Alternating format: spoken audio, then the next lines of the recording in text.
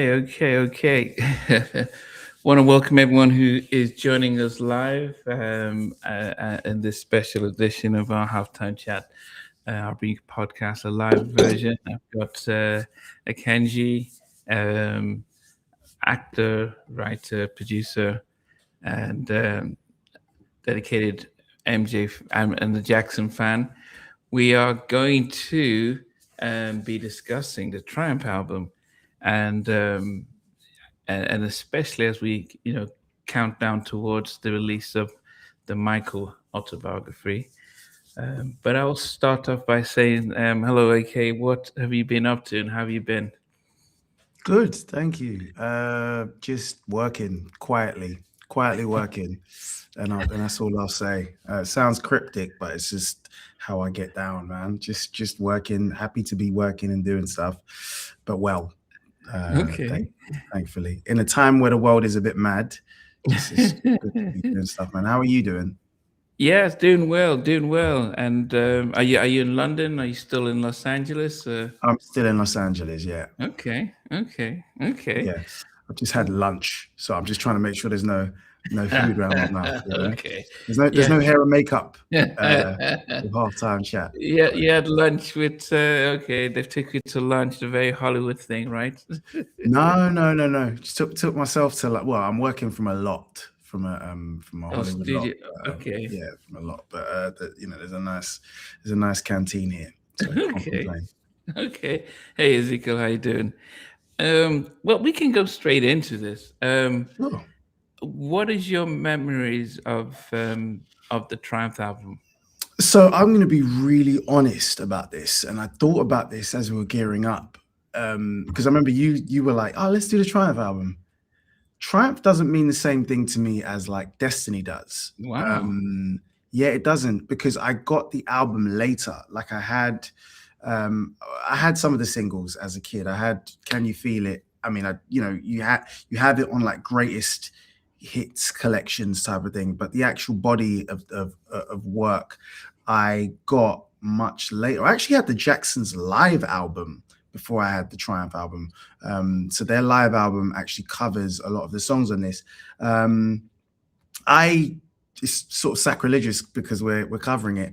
I prefer Destiny Wow. as like a collection, but I really appreciate what this is, and what this is as almost like the direct sequel to Off the Wall, or the continuation of that. But it's a great album nonetheless. But if you're going to ask me about my favorite Jacksons, not Jackson 5, Jacksons group album, this I'd kind of put Destiny at the pinnacle. Wow. I just think all the elements came together for Destiny, but this felt like a victory lap, no pun intended. But it's a great album nonetheless. I mean, we start off with a banger with Can You Feel It? That's like one of those signature Jacksons records. It's like a proper signature Jacksons record. But it is also, it's a like late stage disco record, but also the message of it is like that kind of bringing the world together, kind of brotherly love, humanity kind of record that like Michael's later work would be synonymous with. But it's a great way to start an album. So I'll say. Yeah. Emily, welcome, and Michael Ray, how you doing? Welcome. They're all saying hi to you. Okay. Hello. Hello. I would say that I did prefer this album to Destiny, Interesting. and Well, not even interesting. I think that's yeah. like super valid. It's like, which one of your kids do you prefer? It's like they're all Yeah. good, No, because I think when I was a kid, this was probably I think I remember elements of the Jackson cartoons as a kid, and I mean reruns. I must admit, but I think the first impression I remember of the Jacksons was this album and the video of Can You Feel It? Oh, Because in the video they were like giants, and so as a kid I was just like, wow, look how big they are. It just yeah. because I wasn't into music at that age, but just watching them just pouring out some stardust around the earth, it just felt, I can still remember the feeling of Yeah. special effects were just coming in. I hadn't really seen Star Wars and all that stuff. So to see this video, and I couldn't even understand what they were singing about. Yeah. It was very of that era, wasn't it? Like late 70s, George Lucas, Steven Mm, Spielberg. And my first time seeing the video would have been the Moonwalker video. Whenever you put this sidebar up, I have to ignore it. Whenever yeah. you put this, because I get distracted because the No, chat no. has always got really good things to say. So I have to like purposely ignore it because it throws my already chaotic brain into overdrive. So I'm sure people are saying great things. I'll Yeah, look at no, them no, in a no, second. no way. But Can You Feel It? I first saw there's that little medley retrospective on the Moonwalker cassette film, whatever, Mm, and you're just seeing that amazing video or mini movie, as Michael likes to call mm. them. And then the first time I saw it properly was years later. It's when MTV used to do the Michael Jackson weekend. Oh yeah, They yeah, would yeah. do it occasionally, whether it was in the lead up to the History album dropping or whatever. They'd have a whole weekend dedicated to videos. I think one year it might have been. It was probably during the release of History. Tito, rest his soul, Mm, hosted from his house. So he had 3T. wow. 3T had just come out and Okay, all yeah, of that yeah. type of stuff. And then they hosted from his house, but they showed the Can You Feel It video in full. And it was like a 5-minute long video with a big sprawling intro Hmm. and amazing special effects. Yeah, So it's yeah. yeah. And it's such a I said to myself that this was my favorite heal the world type song that Michael did. Mm, Because there's mm, Heal the World and Man in the Mirror, but I thought that an Earth song Earth and Song and all that. I mean, yeah, yeah. they're all really good, And but I Lost think Children, and yeah, he's always got them kind of records. but there's something about the triumphal entry of this song, dum Yeah. dum dum dum, Dum and dum it just dum dum dum dum dum. yeah, and yeah, it's and then watching them perform at the 30th anniversary on September Mm. the 10th or so Yeah, in around that Madison time. Square Garden, and they Mhm. all six of them, Jermaine, came back and said he's in humble All, pie coming back. all my brothers, including Jermaine, as Michael Jackson Yeah. loved to say. All my Yeah. brothers, including Jermaine. That was his. Someone needs to come up with a book called "All My Brothers, Including Jermaine," because that was just like Michael's, like a subtle dig at his brother. But yeah, they were all performing it. Just as a sidebar, I wasn't a fan of that 30th anniversary, that 30th Oh, solo anniversary. I didn't like oh, it. I hated it. And in hindsight, I know why as well. Because when you hear stories about Michael being like heavily medicated, he almost didn't make it to the show. I'm not a fan of it at all. Fans are going to fillet me, but I'm like, no, I think there were two parts of it. I think the first half when he had all the guest appearance and stuff mm, could have done without. But when he had his brothers, that was their last performance, all six of them ever, and then he did yeah, yeah. his melody and stuff. Yeah, I But think. Sorry, I'm going off topic, but that just because that I really didn't like that show. I didn't like what he was wearing. I didn't like the. I thought the kind of Usher piece was cool because Usher is like very much in the lineage of Michael, but I hated seeing NSYNC on that stage. I kind of felt like everything wrong with Michael Jackson, the latter part of Michael Jackson's career was there on that stage, like bringing out NSYNC and bringing up Britney was on stage, wasn't she as well? the way you make me feel, so she was Yeah, the I'm like, the why is girl. Britney Spears there? I don't care how big she is. It sort of felt like all the wrong people were there. Usher makes sense. That makes perfect sense. Whitney makes sense. That's great. Oh But goodness, the Whitney NSYNC wasn't and well, she wasn't Britney in a good stuff, space at that time. Yeah. no. Anyway, Yeah. I let know. me I had to flush that out my system. Yeah. Okay. But yeah, I hear what you're saying about that performance because that was probably like the first.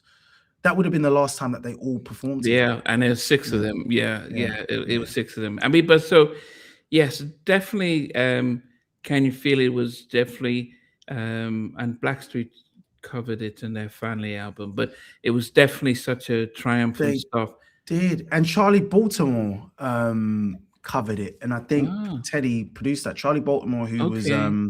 Yeah, she was on Rock Biggie's. Biggie. Yeah, yeah, yeah, She yeah, was on yeah, Entertainment. She was on Entertainment. She yeah, was like one of yeah. Biggie. She was Biggie's ex-girlfriend and all that type of stuff. But she had a cover of it, which was really good. I thought, Mm, really good, because that whenever you take Michael songs of the really tough songs to cover, mm, particularly if you're taking the chorus and all that type of stuff, when mm, you just sample it, like De La Soul had Break of Dawn, and Kanye cut up I Want You Back for Izzo, and there's samples, but where you take the actual a song as big as Can You Feel It and mm. do that, it's a really tough task. But yeah, a Yeah, few people have covered it. yeah, yeah. So definitely, Yeah. Michael and Jackie writing it. I think it was different because when you listen to it, then you hear Michael comes in very soulfully, and I loved how he, you when think of Boys to Men, where they all start and Wanye comes in. Okay, let me show you I'm the guy. Yeah, So let me show you. Yeah. I like how they started softly, and then Michael comes in with his soulful voice, and he's riding off the success of the wall. So he's like, yeah, Yeah. I'm Yeah. bringing something extra It's to it. electric when he shows up. Mm, It is electric when he shows up. He's brought some tricks with him from Quincy, from No Sessions, and it's electric. You could just feel it, because I think starting it in that lower register, mm, and then you just hear his pops, his whoops, his clicks, his hiccups, the kind of real mm. trademarks of Michael's vocal. It's just really electric. You can feel, and that's the thing about energy being transferable. Like that is on wax, and I Mm. felt something from it. So it's a great performance by him. But also the fact that they produced the album themselves. I mean, I think Mhm. they found like, okay, their groove. It's Michael, Jackie writing stuff, Randy writing stuff. Well, it's only the three of them: Michael, Randy, and Jackie, Mm. um, writing stuff on the Yeah, album. And it and their wasn't. bass player Mike McKinney, I think it's Yeah, Mike he McKinney. he He wrote co-wrote Everybody. Everybody. Yeah, Yeah, yeah, he yeah. he he co-wrote that. Um, did but the first single on the album was no, Lovely One. Was You that the are first my single? lovely. It was the first one that was released. You are my lovely. That is an interesting. I didn't know that. I Yeah, mean, the first video. Maybe it's I don't even. The first video was definitely the one that everyone saw was "Can You Feel It?" That, and that was it probably the was single. lovely. I think that's the only video they released from this album. Was Can You Feel It? But yeah, Lovely One was the first release, and Mm, then Heartbreak Hotel, or This Heartbreak. Place Hotel. That What did you is make really of? interesting. Yeah, what did you make of Lovely Ones? Lovely One's fine. It's like, and it's so funny that is the that's the lead single, because it's fine. It doesn't do anything like, if you think about as far as lead singles go, particularly for um, Michael's catalog and the Jacksons catalog. You think Blame It on the Boogie was the lead single from Definitely. Destiny, I believe. Mhm.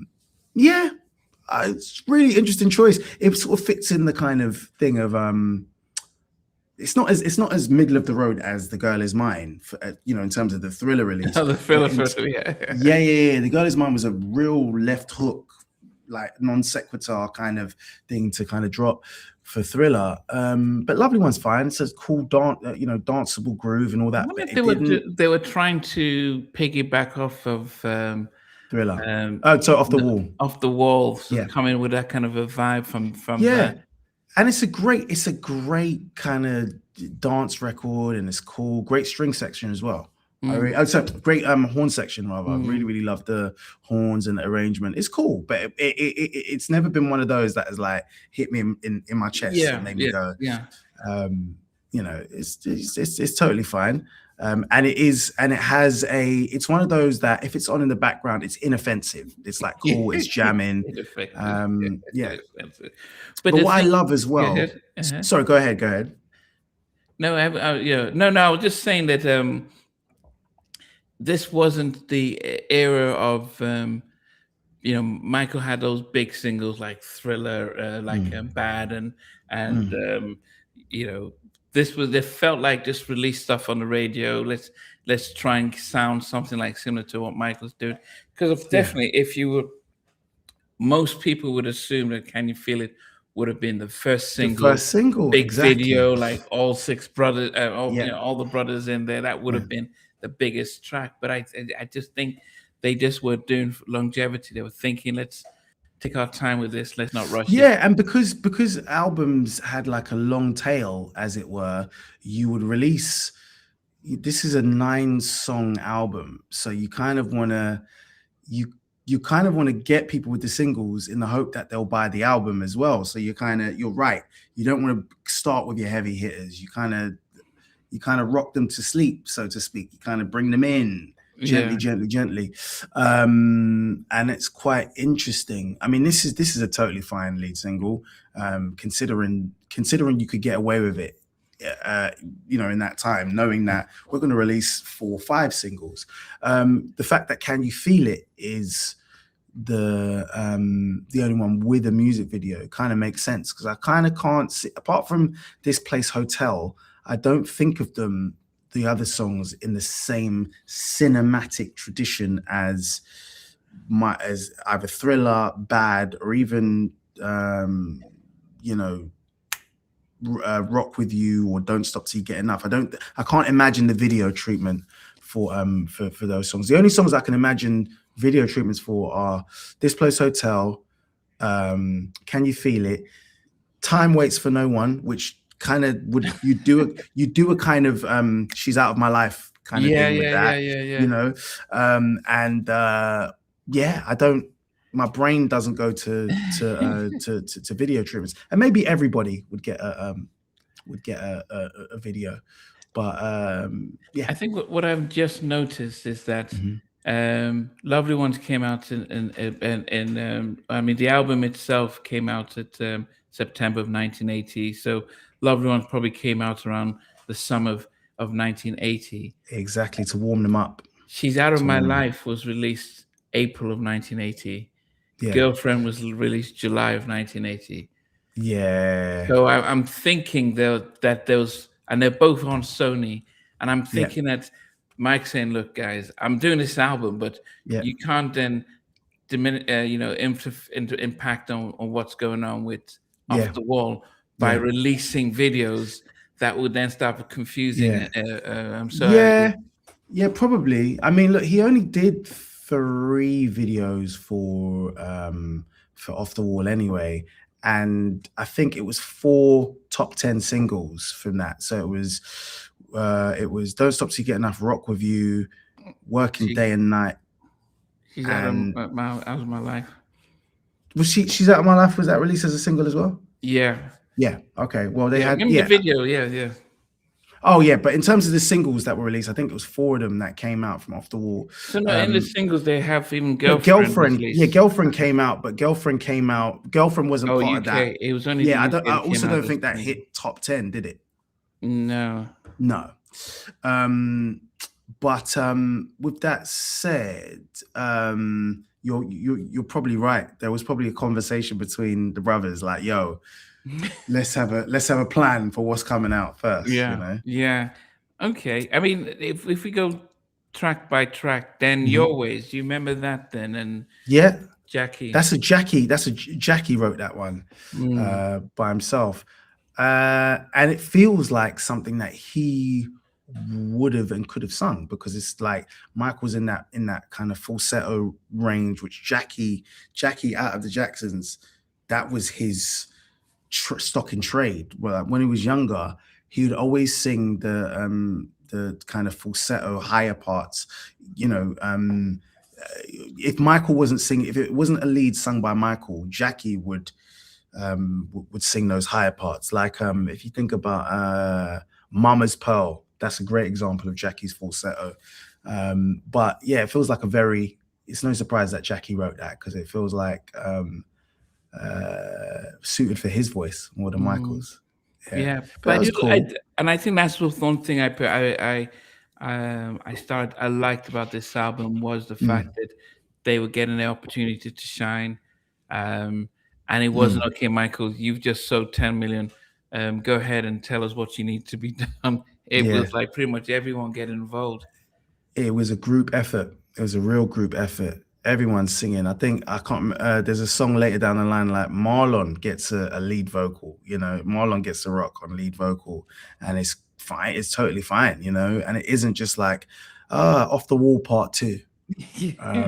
You know, Yeah, and the thing of it, I mean, we also have to go back to the fact that this album did 10 million worldwide. crazy, They did 10 crazy. million worldwide. You know, and I don't know if anyone saw the little reel promoting this album, and there was a video with Wanda Troy. So Troy is a big videographer Mhm, for the for the Jacksons, for Bobby Brown, for Ralph. mhm. And so he tells this story about going to the Triumph tour and being carried on his shoulders by his dad. Wow. And, you know, just being a fan of the Jacksons and then just seeing them all perform in an arena compared to the stadium, and Mm. just that feel, and especially after Michael has just done Off the Wall. You know, I think I don't know what it would have been like to see the brothers perform like that. Um, this one seemed more out of love compared to Victory, which was the film would show it's the dad that needed some, you know, let's get some money, let's do the Victory Yeah, tour. But yeah. it felt like this tour, when you see clips of it, Michael didn't feel like he was, I'm the big star now. You got it. Felt like they were brothers, and it I felt felt like a they family. were still together. I think this was even if yeah, when you do watch tour footage, BTS or them being Mm, interviewed by there's a 2020 interview that they did for ABC. Sylvia Chase did it, I think, and she's talking to Michael, and they're talking to the brothers on the road, and you get the feeling that that he's still in a space mm, where there's joy in the performance and there's yeah. actually a good relationship amongst the brothers. I know that I think Jackie had a car accident. We had an injury during this Mm, tour. So I think there was during the tour for Triumph, which was like 81. But for the most part, it felt like a really happy thing in yeah. comparison to the stories that you hear about the Victory Victory, tour. The which we'll promoter, hopefully see in the film. Yeah. yeah, crazy. You know, I think the original promoter was a guy called Chuck Sullivan, and then they brought in Don King, and bringing in Don King brought in all kinds of palaver.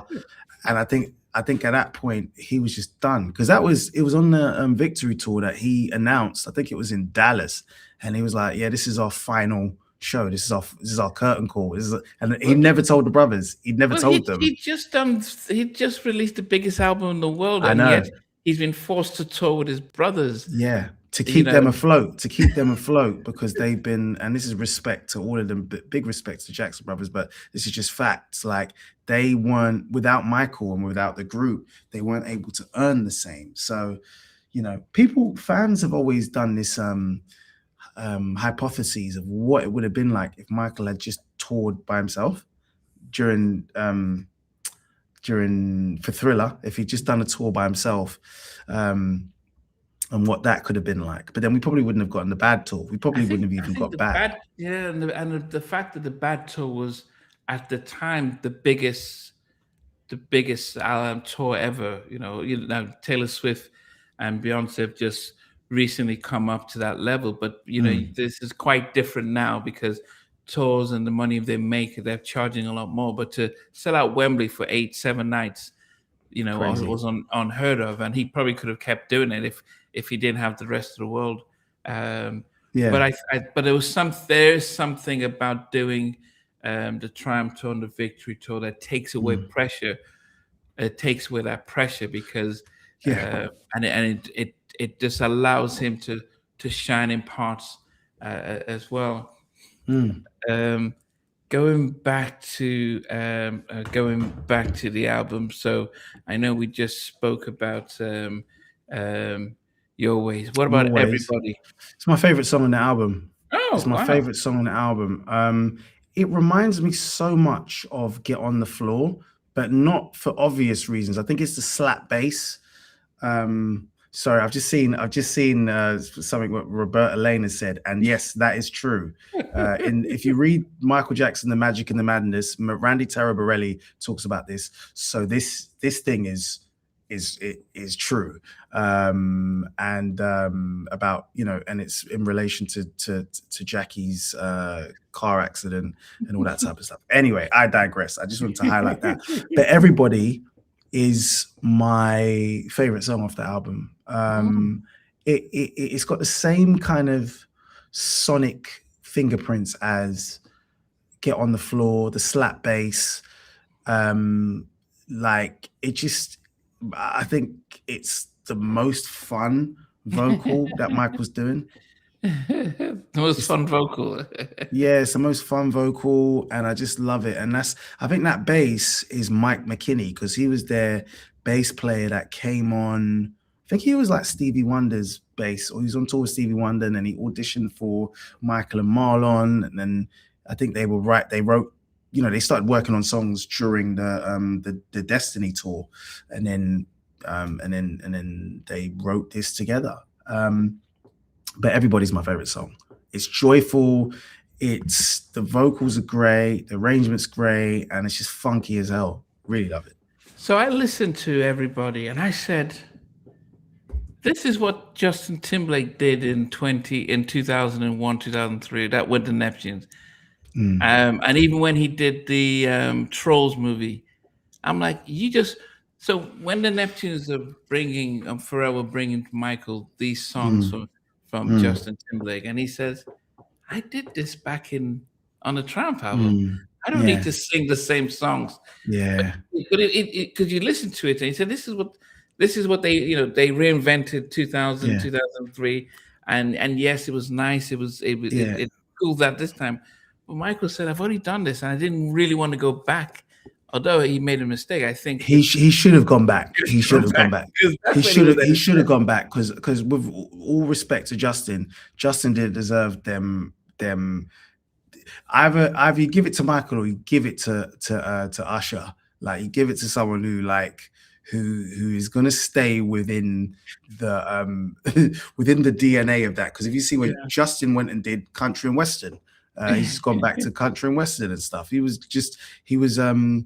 holidaying in black music. It was a holiday for him. Yeah, and so I know Zutos was saying that they don't like Justin Timberlake. I'm just saying, we're just saying that actually this album, this song, especially Everybody, is if you listen to what Justin did with Trolls and I know those albums, he was pretty much just remixing. Yeah, he was doing a version. He was doing a version of what Michael did, particularly like Michael's vocal range, like the ability to just sing in your chest voice and then to go to like head voice and do that so easily and so beautifully. Everybody's a great example of like his vocal range and dexterity, and it's just, you know, it's a feel good song because it's saying get down on the floor. And, you know, it's just you know, it shares a thematic similarity with Get on the Floor, because they're talking about similar things, but also the sonic quality as well, because you've got that slap bass and that funk element, and I love it. It's my favorite. I think it's my favorite song on the album. Okay. Yeah. What about it's strange, I think, you know, the fact that it was initially called Heartbreak Hotel and it had it's the Elvis thing. I'm like, you could call it, you know, there's no copyright over the name of a song, but this was but you couldn't do that now. I could call a song Heartbreak Hotel and like no one's going to come after me because it's not, you don't own the words, but it's amazing. Films are called the same thing. So it was interesting that they changed it. They changed it. What did you make of the song? The song is, you could tell it's a Michael. I think it's like a soul Michael writing credit. I'm not 100% sure. He wrote it himself, which makes perfect sense because it is pure cinema. It's pure cinema, and it's actually quite tragic that they didn't film a video for it, because it feels like the one that is most deserving next to Can You Feel It of a video. If you think about the string intro,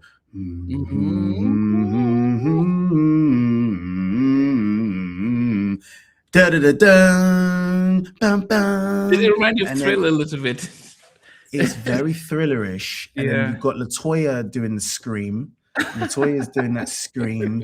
You've got all these effects. You've got this like great percussion Mm, and mixing is so well mixed, and funky lead guitar and solo guitar pieces, and it mm, is the beginning. It shares like DNA with something like Billie Jean and mm, with Thriller, the title mm. track, because it's just like a kind of paranoid horror story, love story, all Yeah. combined, and you feel you're in a haunted house.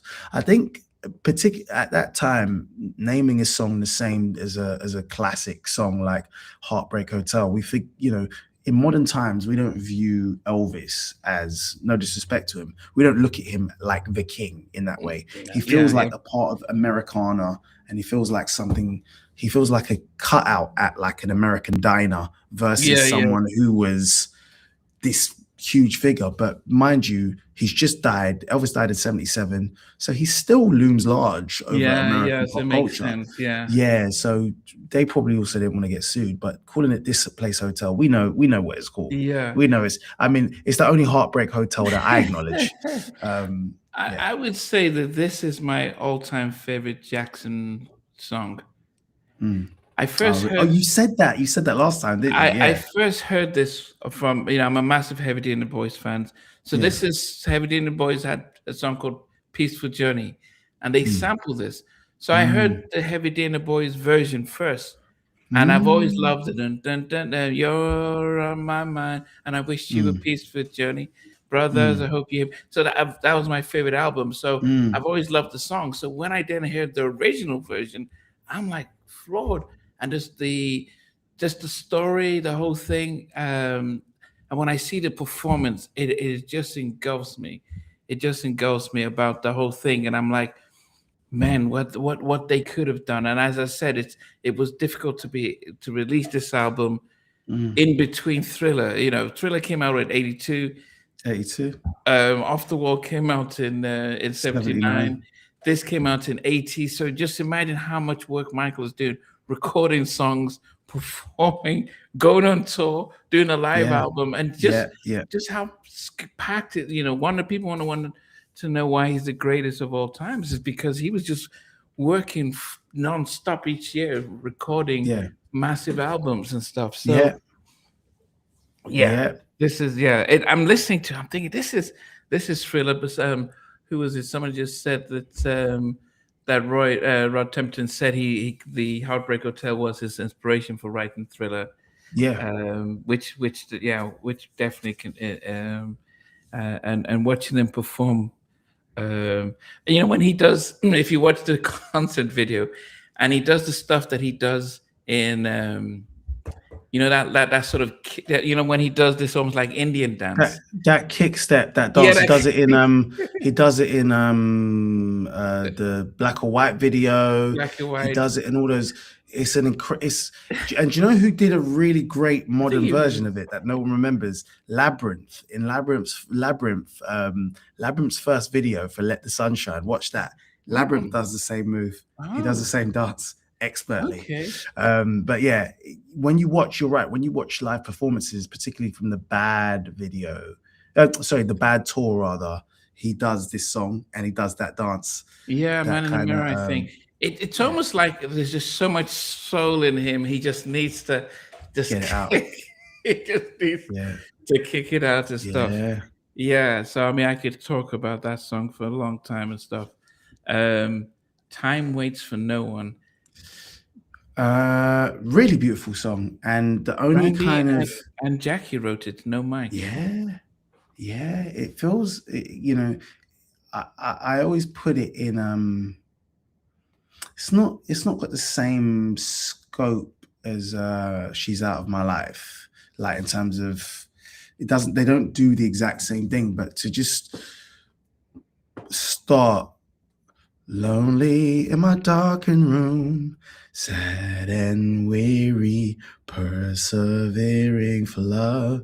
Even the way his voice breaks on it, you could see like it's a similar thing that he does in She's Out of My Life, where where he cries at the end of She's Out of My Life. it's rare to get those vocal breaks from Michael of like, oh, my voice is cracking a little bit, but that's like by design. And I think it's a great way to start that song. And then they bring some percussion in, and it's and the message is true. Mm. Time waits for no one. But no, I really love this song. Yeah, I I really like do the love this fact song. when they go all folksy as well, because Mm, this is a time when the 80s, where folk singers like the Carpenters and all these ones, everyone is singing, and they were experimenting mm, in their writing and singing. But to me, mm. the fact that Michael says, "Yeah, you guys write the song, and I don't mind singing it." Yeah, That shows a humility that he didn't have to do that. I mean, the fact that I no, could, yeah, as I said, it felt like even when you look at the picture, how they all they're chilled and relaxed. It doesn't sound, because if you see them in Motown 25, when I never loved the fact when they were all hugging and then he kind of walked away from them quickly and he was putting on the gloves. I'm like, yeah. back then I was a kid, but I think going to how they were in Triumph, it just felt like this was a unit, and we Yeah, love each other. And you write the song, fine, I'll sing. I don't need to write everything.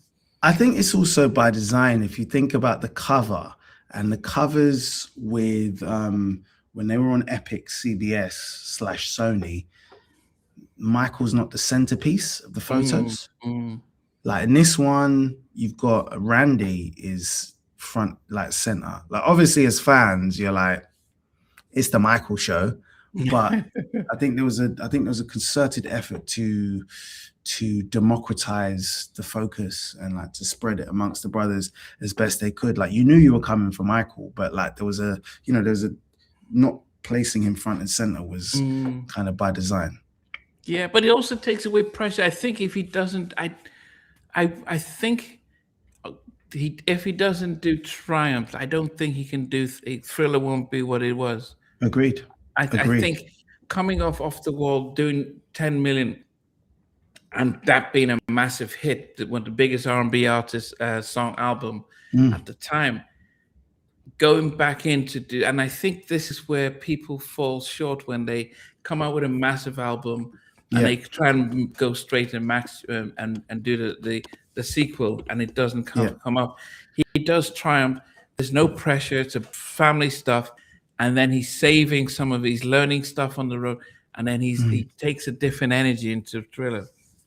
Yeah, it is a tough one. And I think the benefit that he had is that he had a group to go back to, you know what I mean, in between. So which was quite helpful at the time because thinking about we're talking about blockbuster albums, just for comparison, Usher didn't have a group. So when Mm, Usher did Confessions, which was a blockbuster, mm, he didn't have like some side project or separate project to kind of try some other stuff on and then come back because he did Confessions and then the next album was Here I Stand, which was like 5 years later. You see what I'm saying? And that album, I think that had Love in the Club, but the point being is that when you have a blockbuster, it's really difficult to top it. Like so Michael going from Off the Wall to Thriller is amazing. But then he also gave us Bad, which was amazing. It didn't sell as much as Thriller, but it did a pretty good job of going yeah, for those heights. But what you're saying is that he had that home base to go to in between albums. So yeah. it's like, all right, I'm gonna do Off the Wall, then I'll do Triumph, then I'm gonna come back and I'm gonna do Thriller, and I'm gonna do the ET storybook, Mm. Then and you did then Victory.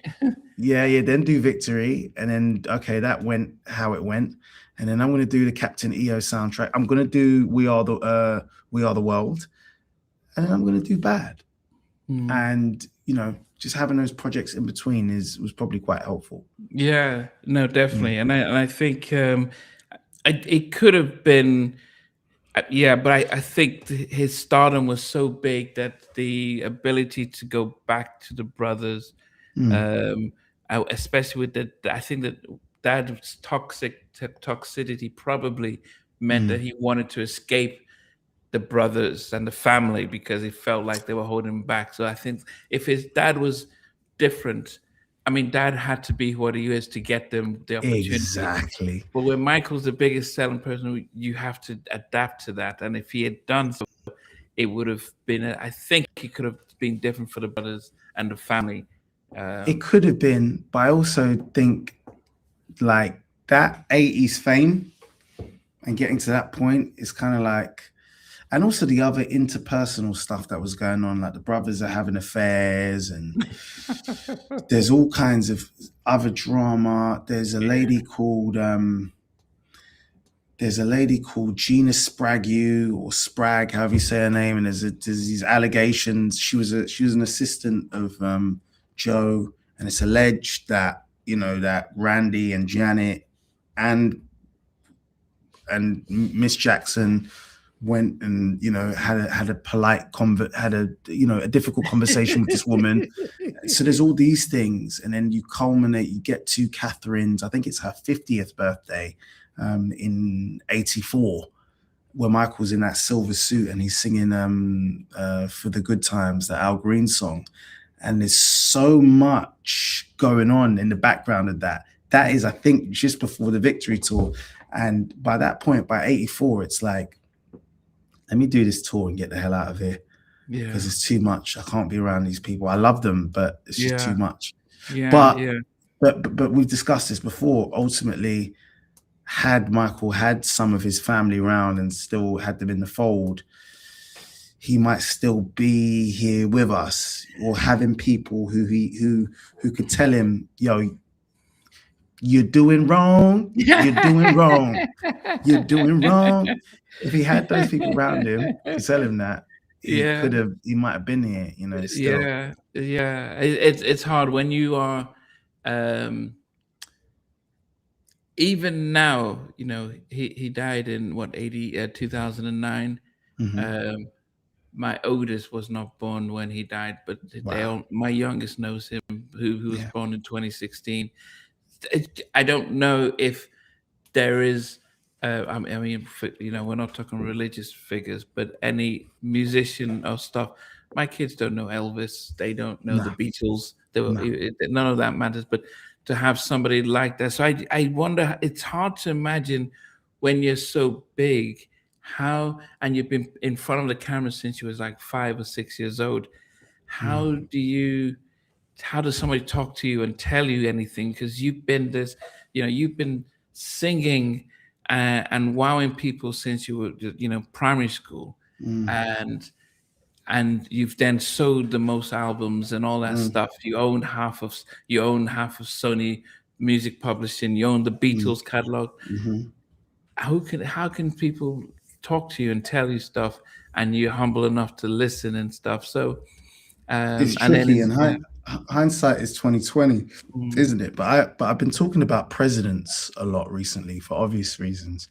And if you look at any presidents through history, successful ones, unsuccessful ones, they will always keep people from the other side of the aisle around them to just say, look, we might not agree on stuff, but I need you to sharpen my steel. So you have someone with an opposing view. And, or you have someone who's not going to tell you you're amazing every day. Someone who's going to be able to say to you, you might want to fix that, or you might not want to do that. So, but it's a tricky thing. And it takes I've just did the moonwalk on Motown 25. Why are you going to tell me anything? I don't want to hear your opinion about anything. I think Quincy was that figure for him, but by the time they got to Bad, it was like Quincy can't really tell me anything at this point, Yeah, because I mean, at the time if you look at the video for Liberian Girl, all of Hollywood wanted to be in that's how massive he was. That's so yeah, and then he's a global star. People talk about Taylor Swift and Beyonce. Go to Nigeria and ask them. I mean, people might know Beyonce. I don't know, but they're not really messing with Taylor Swift like that.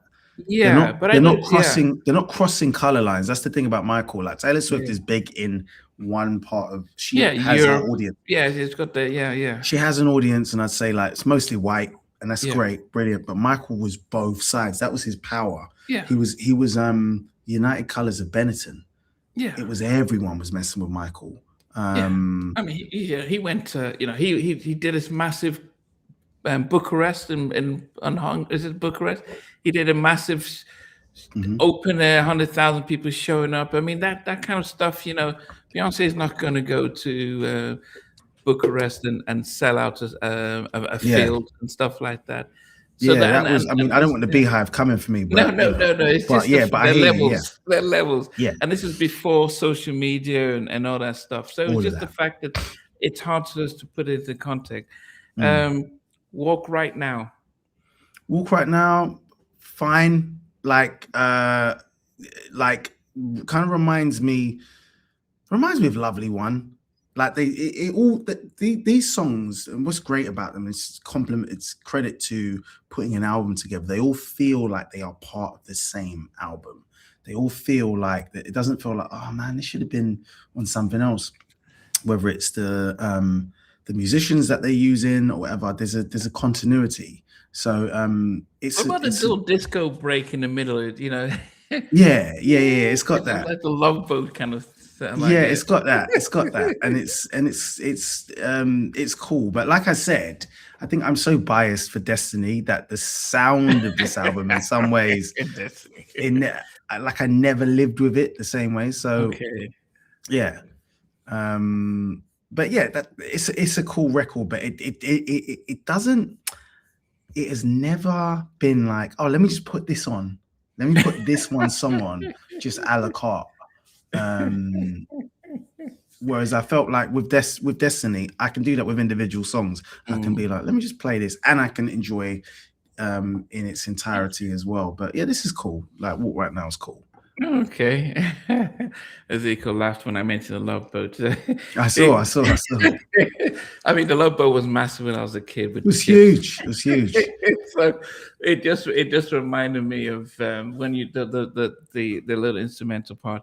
The next one, and actually, Walk Right Now. Michael, Jackie, and Randy wrote that one. Yes. In track 8 was "Give It Up," written Love by this song. Michael and Randy. Love this song. Love this song. Love this song. Like there's a march element to it, and that even comes in. I mean, it's kind of like very kind of kick-led, four on the floor kind of kick-led song, and then you go into it's got this whole like drum thing, like marching band thing, and strings on top of that. I really love this song. Really Sounds love like something the Beatles would do, when they it's almost like a Sergeant Pepper, that kind of Sergeant Peppery. Yeah. But that's the military kind of element to it. But I really love this. Really love it. And then just Michael's his soulfulness when he's singing. It's just such a I mean this is There's some part that we riffs and miss. runs. Sorry, go on. I was just saying that when you listen to him, just his vocals here, you're like, man, why did he try and chase Janet's Rhythm Nation and just get all and just forget the essence of who he was, that soul? Because he started chasing the music became much harder and became more music led, beat led, and he left soul. So when we go to Butterflies, everyone's like, wow, what an amazing song, because he went back and he didn't realize this is his last album. He didn't realize that, people actually love this is what people want to hear me on. But this is the thing. This is the honest truth of it. Michael, we talked about Michael's audience and the fact that he became bigger than just the Black audience. And I think that was to his detriment to some degree. Because when you get that big and you're like, oh, well, these new fans who are also keeping the lights on, I need to make it palatable for them as well. Whereas Michael's the Jacksons are from the Chitlin circuit, man. They're from soul. They're from that tradition. They're from that. There was Papa Joe was driving that van round, Chicago and the Milwaukees and all that kind of, Detroit, all of that, mid-60s kind of thing, and I think whenever he tapped into the blackness, can't go wrong. It's when he went for pop supremacy. I mean this in the whitest, poppist sense of it. That's when it was like, oh man, he lost something. So with Butterflies, you're absolutely right. We've said it since probably the first conversation we had. That's him going back to Philadelphia. He's got roots in Philadelphia from the Gamble and Huff. So to go to modern Philly soul with Butterflies and hearing him do runs and riffing and tapping into that part of his voice, that's what we love. That's what we love. That's why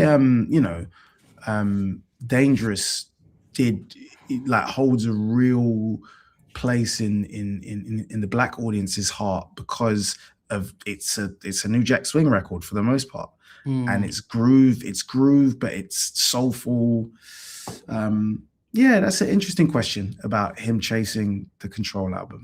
It was Rhythm Nation actually. Oh, Rhythm Nation, sorry. Rhythm Nation, yeah. It's and he did it was, those of us who are massive fans, it was when he saw the whole thing with Janet, the whole military stuff, because he didn't do that before.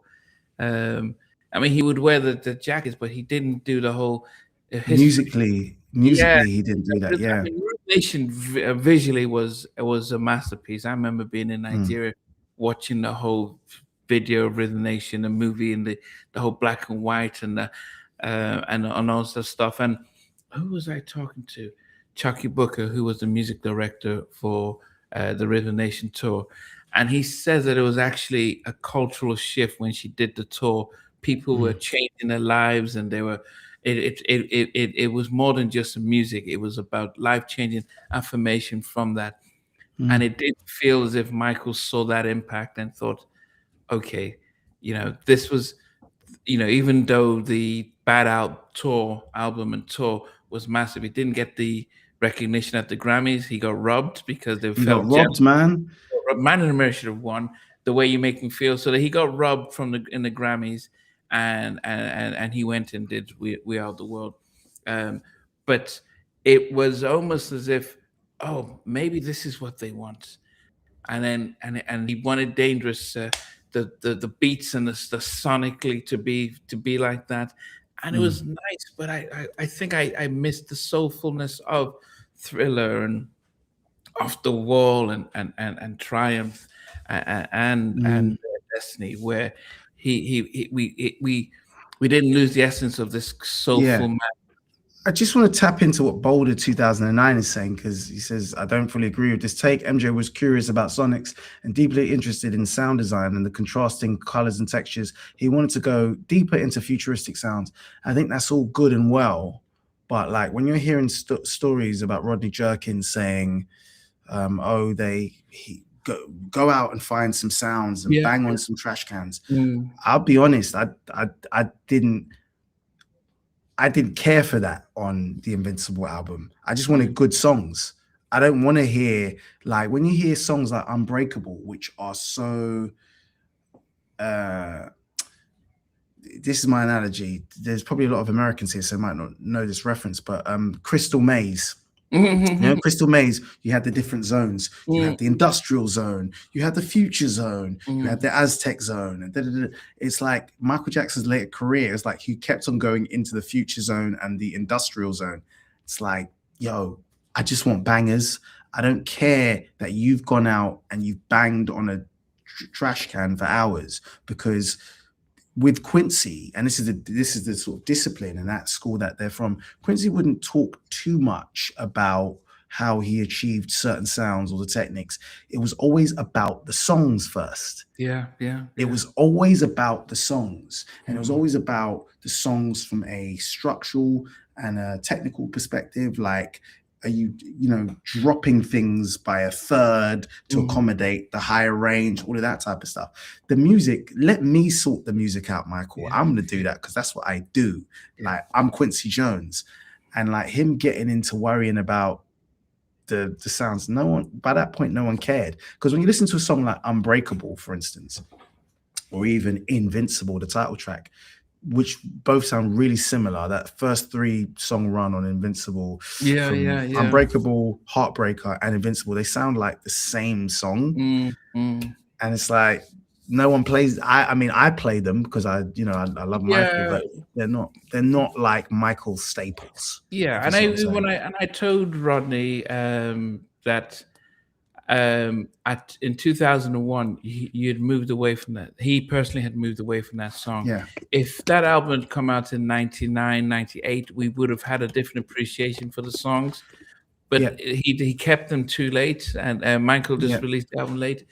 Yeah. But I think because that album would tell you that if you listen to Break of Dawn, Heaven Can Wait, and Butterflies, that's the Michael that people said, oh man. And you know what? Heaven Can Wait. It's really funny how Gen Z have taken to that song, because the amount of covers and vocal a cappella covers that I've seen. I just saw one recently, yeah. Because at its core, it's so refreshing to hear Michael on that kind of production. Dr. Freeze produced Heaven Can Wait, I believe. No, And he did Break It Dawn. There's Phonetic who did the song for Queen Pin, Ernest Stereo, the one with Queen Pin. Party ain't a party till it's ran no, on not through. Queen Pin. Little Kim and Little C. Remember the Crush on You? Crush on You. So Phonetic who did that production did Heaven Can Wait. Fine. Thank you. But with Heaven Can Wait and Break of Dawn, they're Michael going back to the roots. What made him effectively. But Heaven Can Wait, it's no surprise that Gen Z have latched onto those songs, and none of the other ones. I've not seen anyone do anything about Privacy, that song, or Lost Children, or Cry. No. It's like 2000 watts. Listen to the lyrics. If the angels come for me, I'll tell them no. Tell them no. I don't want to leave my baby alone. And that's just classic R&B songwriting, and I think Michael at his best is like, I'm gonna give you a few sprinkles of like, I'm gonna give you some world songs that the world can hear, but like at his artistic best, it's like, yo, I'm gonna give something for the Black audience, just to be really brutal about it. And when he did that, it's like you get magic. You really do get magic. Whatever happens. Also, he did with Carlos Santana. Whatever Happens was great. I would disagree with Zoo Tours. I don't think Invincible. Sorry, do I think it was a very Black album? I don't know, man. When you've got songs like Cry and Lost Children and Don't Walk Away, which is just like, what are we doing here? What are we doing here? So Rodney did say, because I said, Rodney, 15. So he said it was supposed to be 10 songs. 10 songs would have been perfect. And then Michael just added 5 this one. And I was like, come on, Little Susie, and he did. Oh no, Little Susie's is History, and actually really like Little Susie. No, okay, Don't Walk Away. He was just adding. He was just adding stuff, and it dilutes it and stuff like that. But we were just. I think we got here just to say that if the guy who sang "Who's Loving You" when he's about 9-10 years old, if he could sing that well that young, he showed that when he did Lady in My Life, he can bring something sultry, and he does it in Butterflies, to say he can still sing in that range. I think he didn't realize that was the range that everyone started chasing, and Mm. he walked away from it. But when he got back to it, it was like, oh, but it was too late because he and Sony had the little fallouts and stuff, and Yeah, but they couldn't. also, yeah, they couldn't put it together. Also, look, just being really honest, like his powers had waned in the US by that point. Like Michael Jackson was still the hugest artist in the world, Mm. and public figure, but in terms of selling records, he was 40 something. He was like 43. Yeah, he would have been 43 when that album came out. And historically, it's really difficult for someone in their early 40s to appeal to the record buying public in that juggernaut way, the same way a 25-year-old could. But also, if you're off the back of like the 1993 thing, he Yeah, like yeah, like off of the Chandler allegations, that was already like his power in the US wasn't what it was as a yeah, global yeah, megastar, of course, but um so that by that yeah, Invincible point, he just wasn't yeah. the I mean, same beast. yeah, and I moved to America in '92. So when Mm. at 90 in '92 he did '93 he did the Super Bowl. Ah, He was at the Grammys and he he got the did live a Oprah. live He did the he did Oprah the Oprah, interview. yeah, he did the I remember Oprah. staying So up. I yeah, remember staying up to watch a little bit of it. And my auntie said, "Go to bed. I'll tape it for you. I'll yeah, tape it." yeah, It yeah, was yeah. a huge, huge thing. Yeah, so that was that beginning of the year. He was at that peak. Everyone loved him in America. Mm, And this was when the whole setup came up. It shocked all of us. Helicopters all around, and it was really at this point in time he had a stranglehold on the publishing, and this was yeah, the beginning of that. yeah. Yes, okay. I don't want us to digress. We still have wondering who Wondering who. written by Randy and Jackie both wrote it. Yeah. I mean, this is a fine way to end the album. And again, I suppose I still have my Destiny bias. So this album, as because I know a lot of fans love this album a lot, and I think it is amazing. But I'm so like, this felt, again, using the pun again, it felt like a victory lap for them versus like what I feel was a real artistic highlight. Destiny for me is like a no skip album in the truest sense of it. But I think Wondering Who's a great way to end the album. It was a funky, it had the music, and I was talking to my son about this, and I said, just listen to the musicality. What's going on here? The musicality Mm, of the track, and yeah, just the yeah, just the it's richness of the track. I mm, thought, normally, and I think if you think about Thriller, um, if you listen to if you got the Thriller album that had the commentary with Quincy hmm. talking about, yeah, Carousel was a beautiful song, we couldn't fit Carousel. Carousel and we couldn't fit it in, so Yeah. we had to cut it. I'm thinking, so they were very purposeful about what we put on the album. This is a 44-minute album. Mm, It had 9 songs. So what they're saying is it was quality, and mm, for it to be an epic album, it has to mm. just be just right. We just don't put songs on just because For the sake of it, for the can't put sake of it. records on for the sake of it. And like, you're right, using Carousel as an example is a great example, because that was also written by the Toto guys, I think. The Picaro brothers wrote that. But because you had Human Nature, you can't have Carousel, this kind Mm, of I mean, but that was, otherworldly. yeah. Yeah. Yeah, but that just shows you how much of how much thought they put into the album, and then we go further on, and it was like, yeah, we just putting 20 songs on there, or just 15 songs, it just fillers on the album, and then you that's why I said my all-time favorite album is Make It Last Forever. 8 songs, love them. Thriller Yeah. comes in second, just so, because when there's no skips, you can appreciate, you can love them the same way you love your Destiny. It's like there's too many songs, and you're skipping, and then you're losing interest, and it But lowers it down. the big problem, the sort of common denominator with all of these things, yeah, is the format.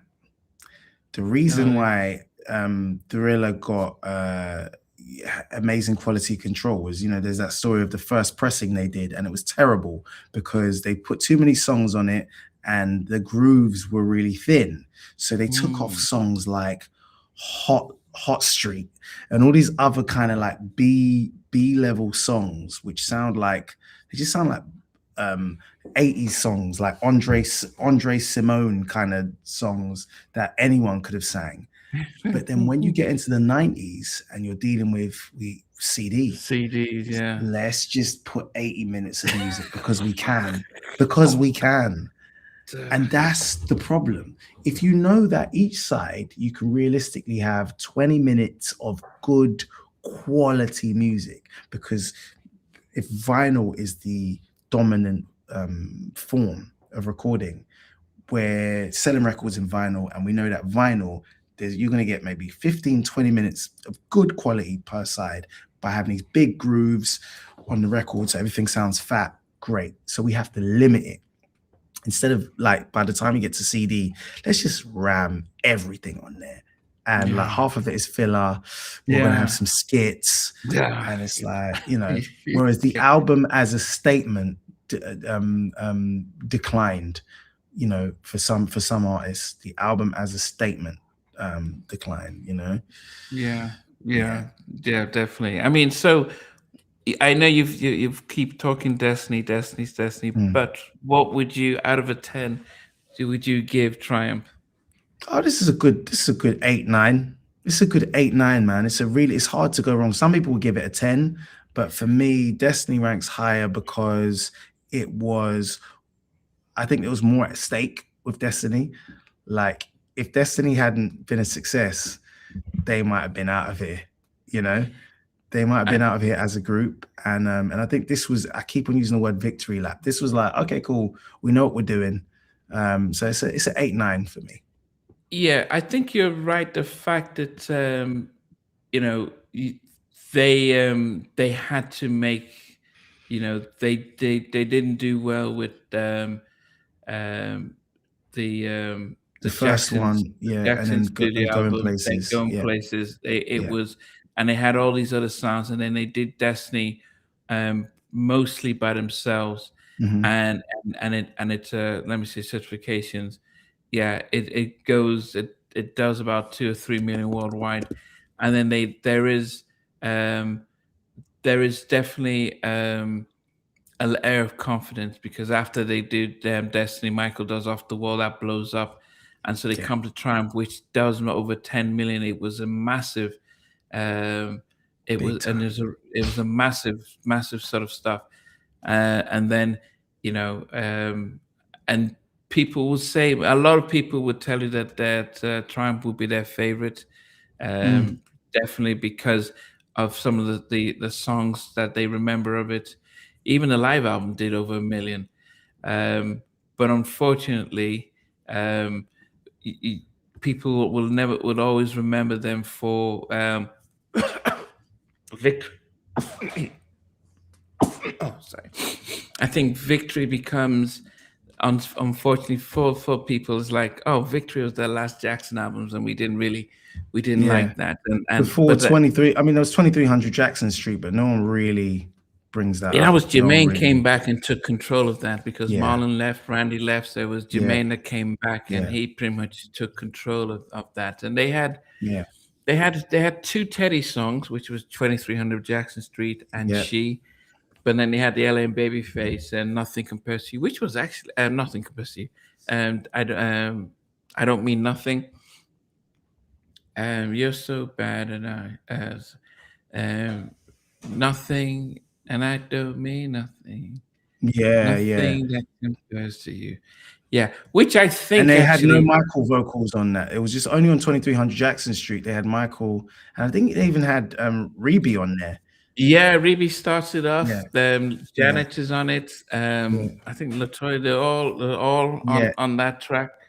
yeah. Um, which was good, and yeah, and it's, as I said, um, I think if things, you always wish that they could have reunited with another album, somewhere. You know, they Um, were going to go on tour in like someone was trying to put a tour together in like 1990. oh, A guy who worked for the Moonies, the Korean church, I think his name was Kenneth Choi. I think his name was. He was trying to basically, he was like handing out $1 million and Rolls Royces to anyone who would give him access to Michael. He tried to give $1 million to Frank Dilio, and Frank Dilio was like, "Nah, not doing it," because they were trying to bring the Jacksons to Korea hmm. for a tour, and obviously Joe was gung ho about it, but Michael was like, "No." So he's like, "No, like I'm done." And there is that hilarious thing about that Paris Jackson has been doing a lot of. There's a thing of Michael Jackson saying, "I love to tour." You know that video, but Yeah. do you know Laughing. what it is about that video? Do you know what's really funny about that video? I don't think it's as funny as everyone thinks it is, because Oh, I you know do? this. I know the sentiment behind that video. That video and all the footage from that, it was released after the Bashir documentary on this film, on this video called Michael's Home Videos, because he and his team were like, we need to counter this Bashir documentary. So we want to Ah, do some footage of you seeming normal and funny. So it felt, because I know the context of it, everything in that footage is like a bit forced. And this wasn't the one, because I know on the after the Bashir one, they then released a video that showed when he stopped recording that they're like, he's like, yeah, that was all of good. that, And yeah. was that on the He same? That's part of it. That's part of it. They put a Okay. package to counteract that. But anyway, Yeah, there is yeah. that footage of Michael being like, Oh, I "I love love to to, tour." and he Yeah, was like, yeah, right. I hate touring and yeah, stuff like yeah. that. It's interesting though, isn't it? Because like he vowed that the bad tour would be his last tour, and then Dangerous happened, and in order to sell the record, you need to tour. And then he Mm. still did the history tour, so he History was tour. never not touring.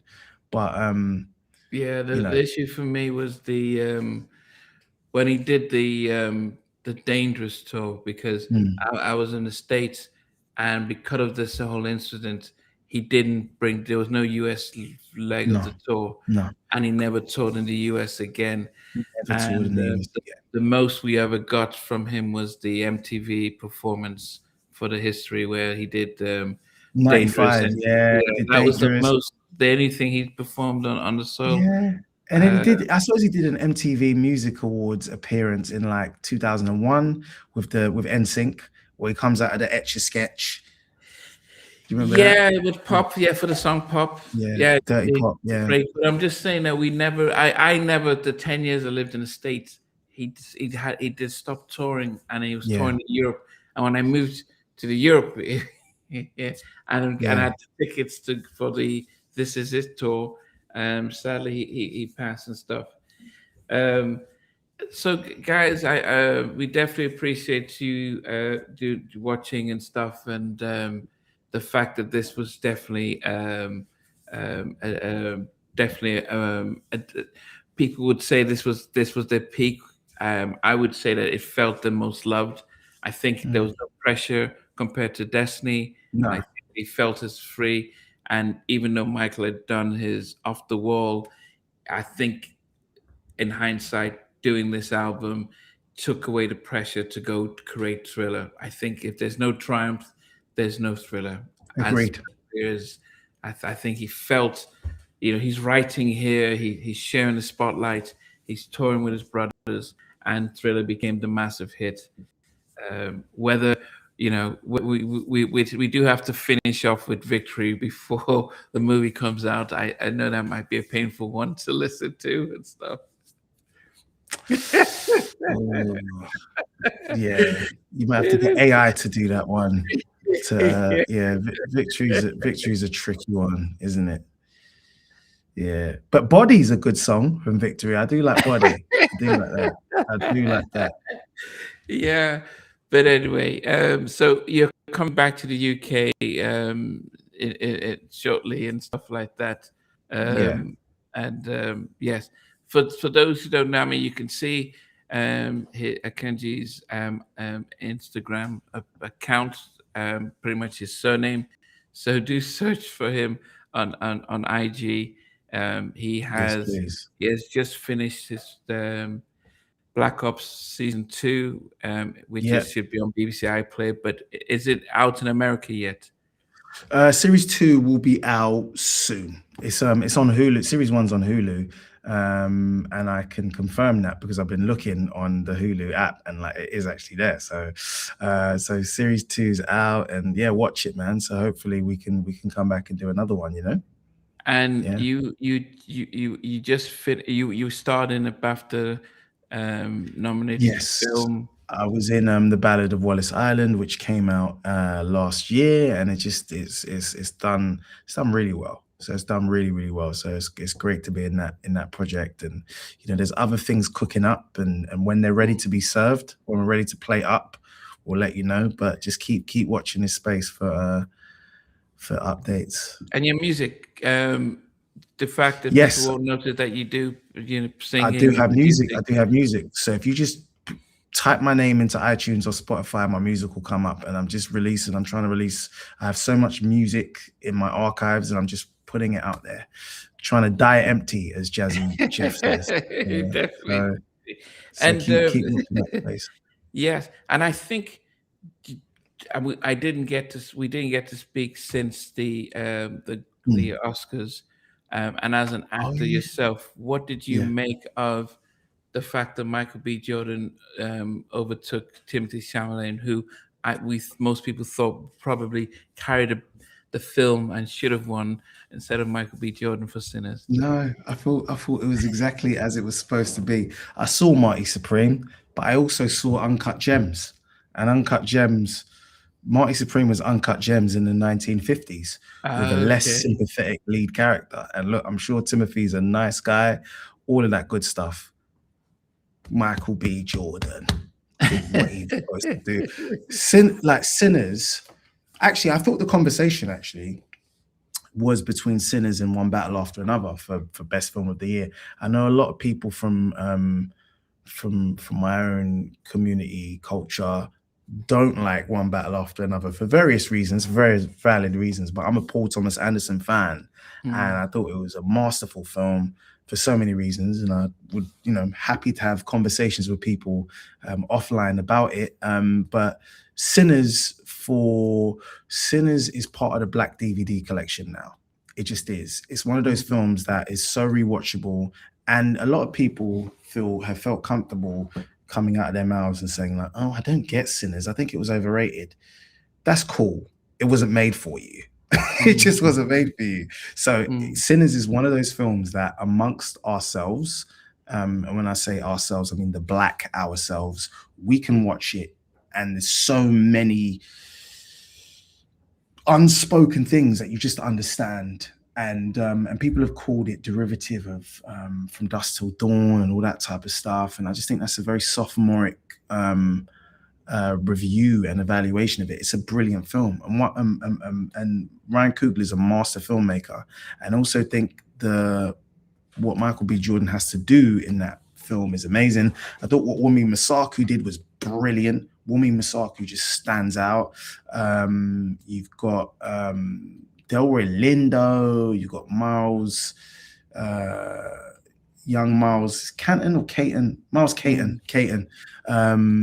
You've got Haley Steinfeld, you've got Omar Benson Miller, an Yeah. amazing cast Yeah. of people, and it was just a brilliant film. And I do think, Yeah. look, it was up there for best film for film of the year. It didn't win, could have easily won. I thought One Battle After Another was a great film. Yeah. But I'm happy for Michael B. Jordan. I felt like I'd won because Michael B. Okay. Jordan kind of represents my age group in a really cool way. And a lot of people have grown up with him, from whether it was Mm. him on Hardball with Keanu Reeves or him on The Wire. I think he did that film Chronicle about like the superhero film. Oh Like, yeah, yeah, yeah, yeah. he, And I he's, and did he's, a he, he's a bad boy, and Ryan Coogler's a bad boy as well, and I'm really happy for them. So congratulations. I think Michael B. Jordan deserved that. Timothy Chalamet, I'm sure, is a capable, talented actor. He's a great actor, all of that type of stuff. I kind of think maybe he was doing too much with the rollout of it, because the film has nothing to do with the stuff that he was promoting it as. So he's doing a bit of blackface.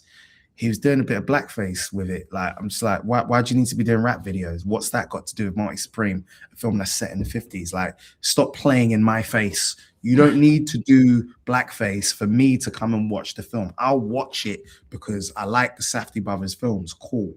You don't need to. Why are you pandering to me to try and get people that look like me to come to your film? That's what I felt anyway. That said, I just think Michael B. Jordan's performance and that film in general is going to sit in my DVD collection for a lifetime.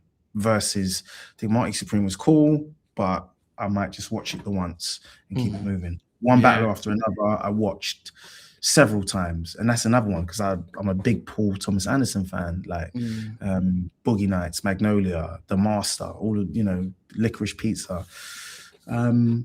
So yeah, to your point, I'm very happy with that. Yeah.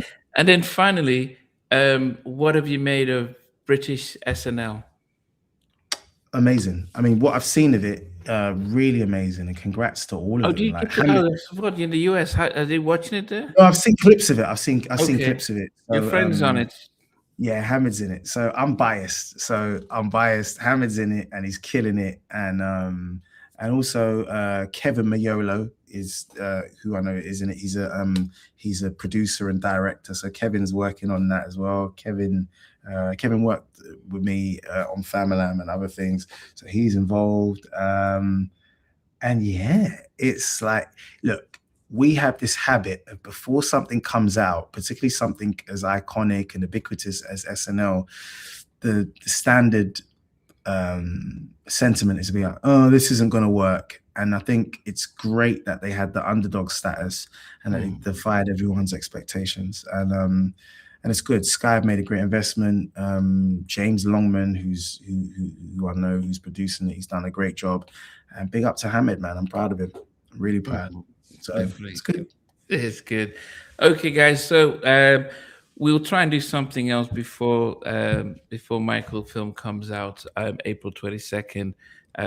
Especially as the film will cover the Jackson albums. Even leading up to the Victory Tour, it's in the trailer. It's in the trailer, so we'll find a way of trying to trying to talk about the album, just so that when you are watching the film, just as you said, when you are watching it, you may have, it might bring some context and stuff. But anyway, for everyone, we appreciate you joining us, and we will definitely catch you at another time. Hey guys, thanks for watching. Thanks for being a part of Halftime Chat. Please remember to subscribe, share, and comment. But most importantly, why don't you become a member of Halftime Chat? We've got amazing videos, amazing perks, and being able to support the channel. But anyway, thanks for watching. Take care. I never participated in that category. Somewhere in between. For even loving us, on which I didn't miss you. What was it like growing up? She's still making an impact on 4 houses down. I have a couple of pieces. Trying to get this one and that one. That works for you, but just for me, No. Okay,